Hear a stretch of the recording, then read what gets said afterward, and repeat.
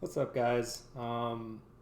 So I have been playing Factorio for a while, um, and I got if I can find the right button, got a world that I wanted to show off that I think that you guys might find, I don't know, kind of interesting. It's not necessarily a new idea, but it's the most fun I've had playing, and it's definitely the furthest I've gotten into endgame. But the general notion of this map here, it does based on modular a rail system, kind of like a tileable node-based system. So for example, you can see how I have these nodes set up with this iron node where there's an input node that a train comes in and it drops off whatever input's needed.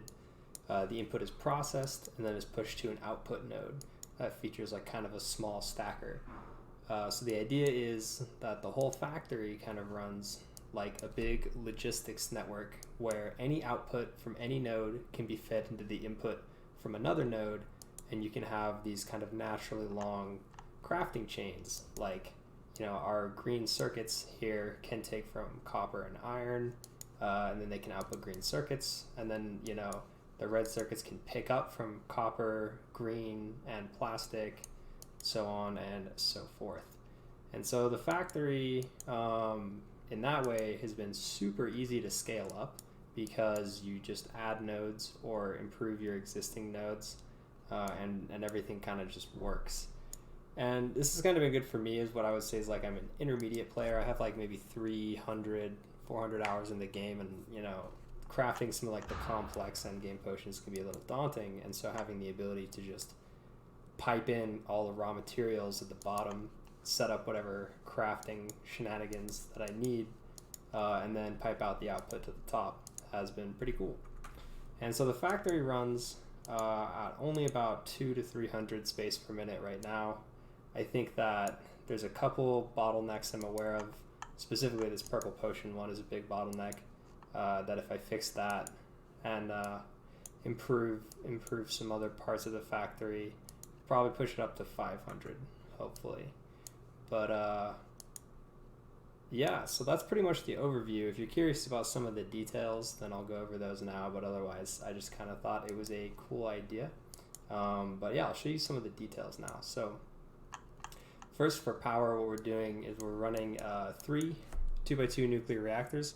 This could be a lot more efficient if you obviously stack these together into like an 8x2 or something like that, but I kind of decided that I wanted to keep them fitting nicely in these node-based structures, and so you can see they're pretty simple layout, but I think they're pretty pleasing. They push their recycled uranium-238 out to the left and back into the uranium processing node that produces 238 and 235 for pickup.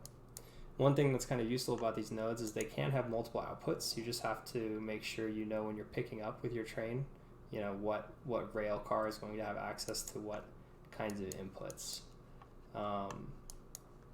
Another useful thing that we do is we have these rail stackers that are not uncommon, but the purpose of this rail stacker, if you haven't used them in your own world, is that we have this input of iron ore, right, that's going to go to our various iron ore processing stations. Right now I have 2 big smelters for iron. But we're constantly, especially on this world, I messed up the world gen settings, so all my nodes are like 6.4 million iron, 9.4, 12, 4, 9. It's not very big nodes, so I'm frequently changing. And usually just having one train is actually not enough throughput to supply both of these smelters. So what we do instead is we can have, with the 6 stackers and then the 1 train station, you can have up to 7 different trains that all service 7 different mining outposts at a time, and they just queue up here and go in one after another to make sure that there's constantly this buffer of iron ore. You can do the exact same thing for copper ore, and I plan on expanding this later to include everything like stone and coal as well. And then as far as oil processing, this is really not an amazing setup, but it does make good use of this multiple output thing where, depending on the location of the fluid tank in the input train, or I guess the pickup train, you can get the different fluid types that you might need. So here we have our petroleum, our heavy, our lubricants, and our sulfuric acid. And I haven't, nothing really needs like just straight up heavy oil, so it doesn't really need to be pushed out there. And then, so here is actually a great example of one of the downsides, right? So you can see if any of these nodes start to fall behind their production, like right now, green circuits is kind of starved for iron and copper. And so the problem is that these trains here start to stack up and they start to bleed out into these roundabouts. And that's kind of one of the first big problems, that if I was going to redo this base, I would definitely change it so that I had much more room for train stacking when these delays were happening. Other than that, most of the factories here are pretty normal. The mall is kind of interesting. It's very useful because we can have, so if we can see where, here's our train for our mall. You can see it goes and it just picks up tons of ingredients from all over the base.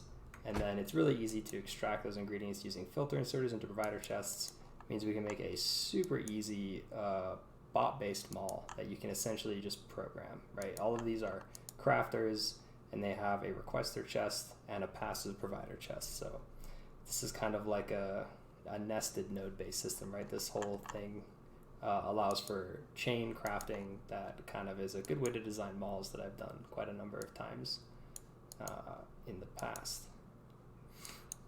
And so I think that the only other cool thing, or at least important thing if you do want to set up a base, kind of like this pattern here, is going to be the refueling of the trains.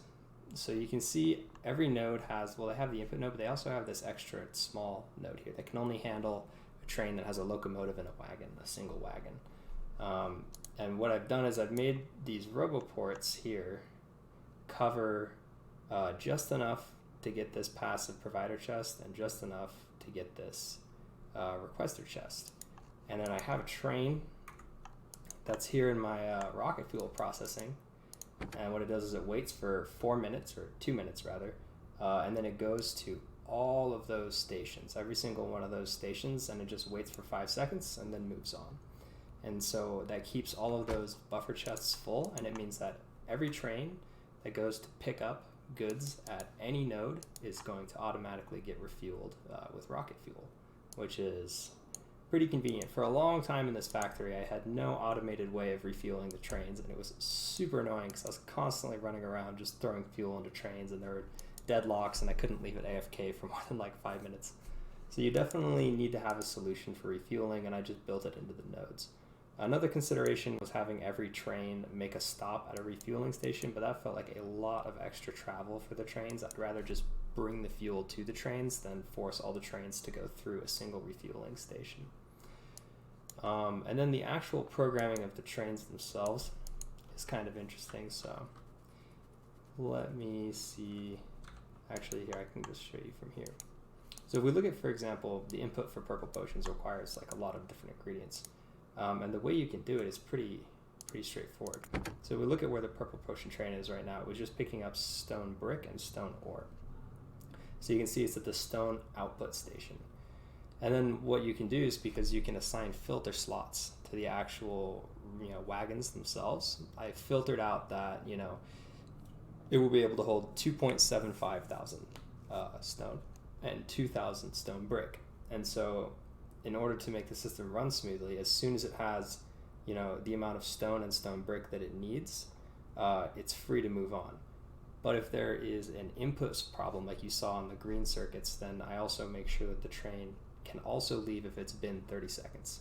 And this is to kind of reduce the amount of holdups and deadlocks in the base, and that if the base isn't running efficiently, if a node is underproducing, if it's not able to fill the cargo wagon very fast, then those trains need to move on. So it's important that you make sure you add in these kind of default conditions that, hey, if you haven't gotten what you were looking for after 30 seconds, then you need to move on. And then when you get to the input, it also follows a very simple pattern. Basically, you can just say if any of my ingredients here have reached 0, then that means that I ran out of something and I need to go do my route again and pick up a whole fresh load of supplies for the crafting. Another big thing is going to be buffering your inputs and your outputs, because trains are going to be naturally very spiky, right? When they get there, it's going to be a wealth of resources that the crafters can work with. When they pick up things, they're going to want to pick up things as fastly as possible, as quickly as possible, and immediately move on. And so to kind of cope with the trains only being here half the time, you have to buffer the input. And so what that means is that when the input, it has some left behind. So while the train is off, gathering more materials for crafting, the crafting doesn't stop because there's a small buffer that maintains the input of crafting materials while the train is gone. Same thing goes with the output. You want to definitely buffer the output so that your trains spend as little time as possible waiting here, picking things up. Because the more time that they spend waiting and picking up goods, the more likely it is that you're going to have these massive backlogs. And so to support with that, on a lot of nodes, you can get away with just kind of a really basic pattern like this, right?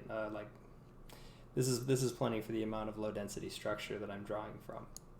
But then for really high volume nodes like your iron and your copper, I'm using kind of a bot-based solution where what I have is these requester chests are requesting at least 1,000 iron so that they can load the cargo wagon from both sides with 12 inserters, and you can see how fast that goes. Actually, you see my iron's running kind of thin right now. But it fills it up a lot quicker, and it also allows these bots to pull from belts on the other side. So you can get the full input of 4 blue belts to 1 wagon. So if you're drawing kind of unevenly from these 4 different belts, it doesn't really matter. Yeah, you can see a better example. I kind of didn't have much space to work with here because it was getting really tight. I could barely fit everything in. But down here on green circuits, you can see a much better implementation of this bot-based idea where wherever the most demand is at any given time for circuits, the bots can take from any of these belts and then push the output up there. But yeah, that's pretty much the base so far. This was all made pretty much just regular vanilla, except for some quality of life mods like Squeak Through, stuff like that. I did have biters enabled for most of the world, but once this is my starting area, it's all disassembled, and once I got out of the starting area and started working on this thing, it was just it was too much to manage, so I turned it to peaceful because I wanted to just try and make a mega base, and I didn't want to really have to worry about biters. And I know that the term mega base loosely applies to this base. It's not crazy, but 200 or 300 space per minute is by far the best that I've ever done in this game. And now that I've done it once, I gotta push the limit of this kind of node-based modular train architecture. I think that there's a lot of ways you could redesign this to be a lot faster and a lot more efficient, and so I'm excited to check those out. Anyways, I hope you guys enjoyed the video, got something out of it. It's kind of an interesting logistics solution for vanilla, and if you give it a try, let me know. Thanks.